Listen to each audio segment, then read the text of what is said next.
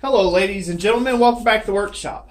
So, I would normally introduce you with my face being on camera, but considering my face is cold right now, because it's winter time here in Ohio, at the time of me recording this video, you're just going to get to take and see my hands and a few other little neat things. So you may be wondering yourself, what am I wanting this video about? Well, you may not be wondering because you probably clicked on it because of the thumbnail.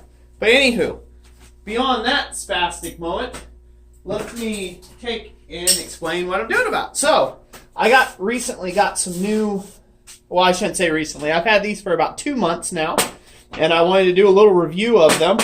I'm not sponsored by this company of any sort. I just like the product and like what they're doing with it. And I just kind of wanted to show off a little bit about these things, and maybe you guys would find it interesting yourself. And maybe you would like to get it if you need one. But anyways, so I have here 2 different kinds of magnets, really. This is kind of just your standard 45, 90 degree kind of magnet thing that you can pick up at just about any hardware store. And, these are pretty good for a lot of things. Unfortunately, they're not too strong. They're actually fairly weak. And they have one big drawback in my opinion, and that's in my shop there's a lot of grinding dust and things like that, and these things just get loaded up with grinding dust. You just see that. That's just nasty. It gets loaded up. Eventually it gets so full and thick that you have to really try to brush it really good, and it gets kind of annoying. Well, I was down at my local welding supplies store, and I picked up a couple of these babies. These are from the Magswitch company. This is the mini multi-angle with 300 amp ground clamp. Part number 8100351. And as you can see here, it could do quite a bit of different things, different angles and whatnots. Now, I'm mainly using these for like 90 degree angles, holding stuff at 90 degree angles.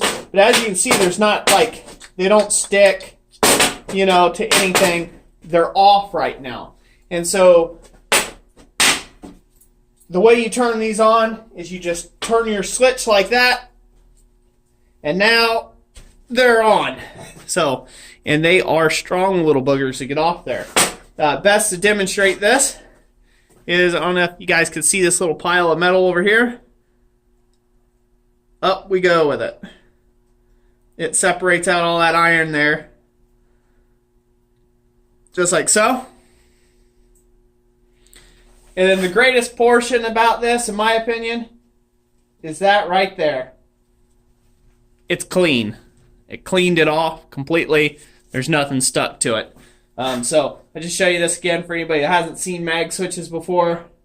There comes up all that good stuff. Of course, there's some copper dust on the floor too as well.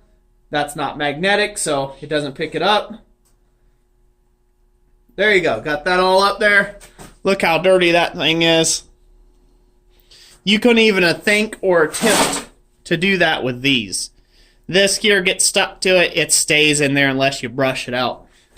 So anyways, so I thought that was one of the neatest little features. In fact, that was, when I seen this product, that was one of the main reasons for buying it, was that right there in my shop, because of the mess that gets stuck to these things, and I've always got to brush them out every time I want to use them and things like that. So, one of the other reasons why, now these are the, like I said, these are the Magswitch minis.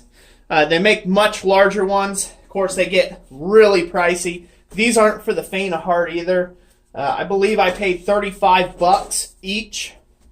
So definitely not for the faint of heart, but for a guy that does a lot of fabricating or for anybody who does a lot of welding and you need to put 90 degrees and you need a real simple clamping solution, these things are great for that. Of course, you can always go with these. These are like the cheap route. Like I said, you get these at Home Depot, hardware stores, $10, and you've got those. But I'll just show you the difference in the strength. I've got a 6-inch or a 7-inch diameter pipe here. I'll go ahead and measure that. Yeah, 6.5 or almost 6 3/4 inch diameter pipe, and that's approximately about 1/4 inch thick. Actually, more than that, it's 5/16 inch thick pipe. And so now we're going to try to see how well one of these pick this up. It should be able to pick this up easily. Yep, let's get it good and set on there. There you go. So it can pick it up. It doesn't hold it that great, but you can pick it up. So if you get the magnet grip on there, just fine. Like I said, so it can pick it up there. Not too great. Now we're going to try the Magswitch. Now the best way to do this is in line with the pipe. So as you can see that there, I got to like really wiggle on it. But if you put it like this, that thing's on there. I'm bouncing it here. That's a pretty strong thing. Now they say this is rated for 100 pounds of draw force. I don't find that to be so I think that's a little bit of an overstatement on these Magswitches. But they do pick up some pretty heavy stuff. So now they're going to move up. Now this is a solid, let's see what I got here. This is a solid 1/2 inch thick by 11 inch in diameter pipe here. This thing weighs, just estimating it, this little end cut, because it's only 4 inches long of a cut off of the end of a pipe here. This thing here probably weighs maybe 20 pounds, I would guess. So now we'll go the same thing with this steel. Try to pick it up. That's just not happening. Try to get good stuff on there. Nope. Let's try to put 2 on here. Can we pick it up 2? Barely. But it loses contract. So, so as far as strength-wise, these Magswitches are awesome. Now on this one, you want to make sure it's in line like this if you're going to try to like lift pipe or, secure pipe. There you go. Oh man, that's hard to hold up like that. That's hard to hold up by that one bit there. Now of course, if you turn it slightly, it loses a lot of its magnetic pull. So if you get it straight on and lift it straight up, you can actually get it. So I would say that that's probably its limit right there as far as draw force is concerned. It's probably, I don't know, that might be higher than that as far as lifting force. But, you could throw 2 of these on there and you've got quite the, operation all of a sudden. So you can see how easily that holds those on there.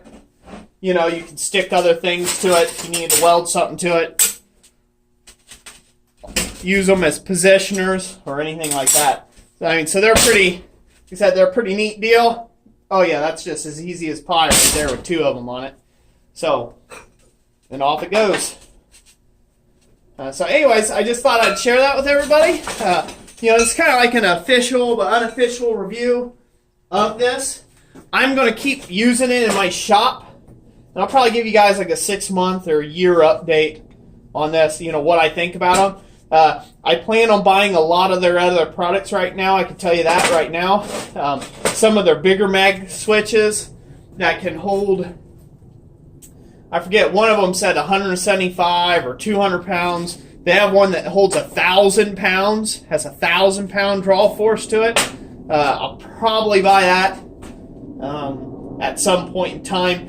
Mainly because, like I said, I don't like this stuff sticking to it. These are a cheap option. I have a slew of those, but I found these to really work really well and hold together very good. So, but anyways, I just kind of wanted to take and do a real quick video on that. Hopefully you all enjoyed it. Let me know what you think about them in the comment section down below. If this is something that you guys are interested in me reviewing all their products in the future. It's, once again, this is not a sponsored video. This was completely bought with my own money, trust me. I had to tell the wife about it too. So some of you guys know how that goes. But anyways, Jessica's pretty good. But yeah, so pretty handy little tool. Figure I'd share it with everybody. Hopefully you enjoyed this video. Once again, thank you for watching. Hit that like button if you liked it. And oh yeah, real quick before I forget. Link will be in the description where you guys can find these online if they're not at your local supplier. So check the description box down below. It's that little arrow on the right hand side of your phone screen. If you're looking at it that way, it has kind of like a little arrow. You tap it, it drops down the description. In there I put all the links to all the tools that I use or any of the specialty tools that I'm using in the videos. They're all in the description down below. So thank you all for watching once again. God bless you all, and we'll catch you on the next one.